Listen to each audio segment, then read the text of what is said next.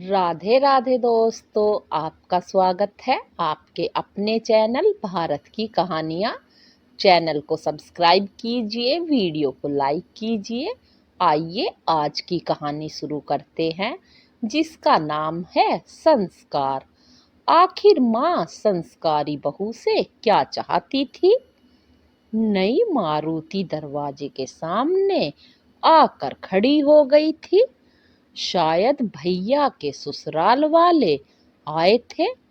बाबूजी चुपचाप दरवाजे की ओट में हाथ जोड़कर खड़े हो गए और माँ जो पीछे के आंगन में झाड़ू दे रही थी, भाभी के आवाज लगाते ही हड़बड़ाती अस्त व्यस्त साड़ी में बाहर आई दौड़ी।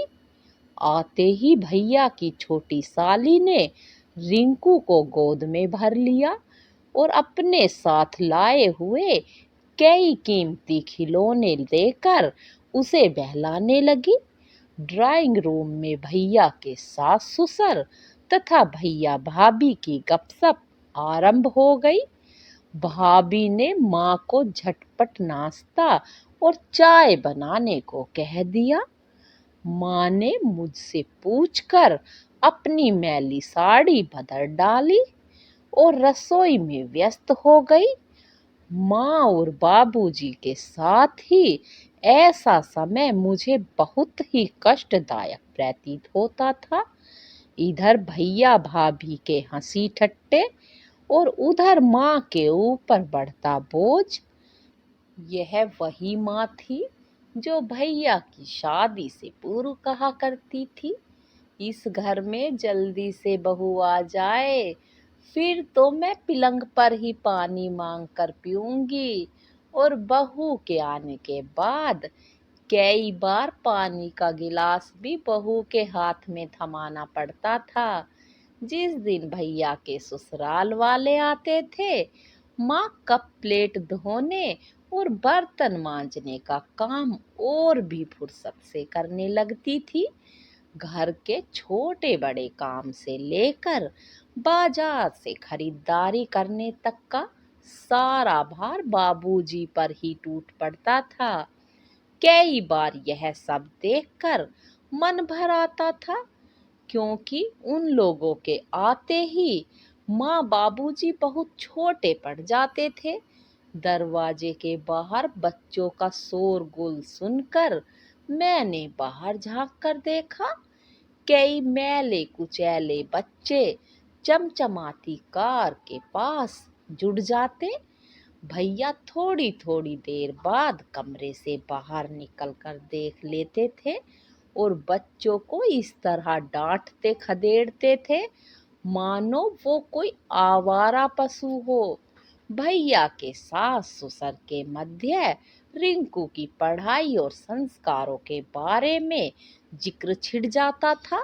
रिंकू बाबूजी द्वारा स्थापित मोहल्ले के ही शिशु विहार में पढ़ता था, किंतु भाभी और उनके पिताजी का इरादा रिंकू को किसी पब्लिक स्कूल में दाखिला दिलाने का था। भाभी के पिताजी बोले, इंग्लिश स्कूल में पढ़ेगा तो संस्कार भी बदलेंगे, वरना यहाँ पर रहकर तो बच्चा खराब हो जाएगा। इससे पहले भी रिंकू को पब्लिक स्कूल में भेजने की बात को लेकर कई बार भैया भाभी आपस में उलझ पड़े थे। भैया खर्च के बोझ की बात करते थे तो भाभी घर के खर्चों में कटौती करने की बात कह देती थी। वह हर बार तमक कर एक ही बात कहती थी, लोग पागल नहीं हैं जो अपने बच्चों को अच्छे स्कूलों में पढ़ाते हैं। इन स्कूलों के बच्चे ही अच्छे पदों पर पहुंचते हैं। भैया एकदम चुप हो जाते थे। बड़े उत्साह से भाभी ने स्कूल से फॉर्म मंगाया था। रिंकू की किसी प्रकार तैयारी करानी थी। इस विषय में मुझे भी कई हिदायतें दी गई थी। वह खुद भी सुबह जल्दी उठकर रिंकू को पढ़ाने बैठ जाती थी। उन्होंने कई बातें रिंकू को तोते की तरह रटा दी थी। वह उठते बैठते सोते जागते उस छोटे से बच्चे के मस्तिष्क में कई तरह की सामान्य ज्ञान की बातें भरती रहती थी। अब माँ और बाबूजी के साथ रिंकू का खेलना, घूमना, बातें करना, चहकना काफी बंद हो गया था। एक दिन वह माँ बाबूजी के सामने ही मोहल्ले के बच्चों के साथ खेलने लगा। भाभी उबलती हुई आई और तमक कर बाबूजी को भला बुरा कहने लगी। आप रिंकू की जिंदगी बर्बाद करके छोड़ेंगे। असभ्य, गंदे और निरक्षर बच्चों के साथ खेलेगा तो क्या सीखेगा। और बाबूजी ने उसी समय दुलारते हुए रिंकू को अपनी गोद में भर लिया। भाभी की बात सुनकर मेरे दिल में हलचल सी मच गई थी। ये अमीर लोग क्यों इतने भावना शून्य होते हैं। भला बच्चों के बीच ऐसा ममता की खाई कैसी। बच्चा तो बच्चों के साथ ही खेलता है। एक मुरझाए हुए फूल से हम खुशबू की आशा कैसे कर सकते हैं। क्यों नहीं सोचती भाभी। यह सब कुछ एक बार उबलता दूध रिंकू के हाथ पर गिर गया था। वह दर्द से तड़प रहा था तो सारा मोहल्ला परेशान होकर इकट्ठा हो गया था। तरह तरह की दवाइयाँ, तरह तरह के सुझाव। बच्चे तो रिंकू को छोड़कर जाने को तैयार ही नहीं थे। आश्चर्य तो तब हुआ जब भाभी ने मुंह से उन बच्चों के प्रति एक शब्द भी अच्छा नहीं बोला। वह उनकी भावनाओं के साथ उमड़ते हुए प्यार के साथ तालमेल ही नहीं बैठा पाई थी। भाभी भी क्या करती। उनके खुद के संस्कार ही ऐसे बने थे। वह एक अमीर खानदान से ताल्लुक रखती थी।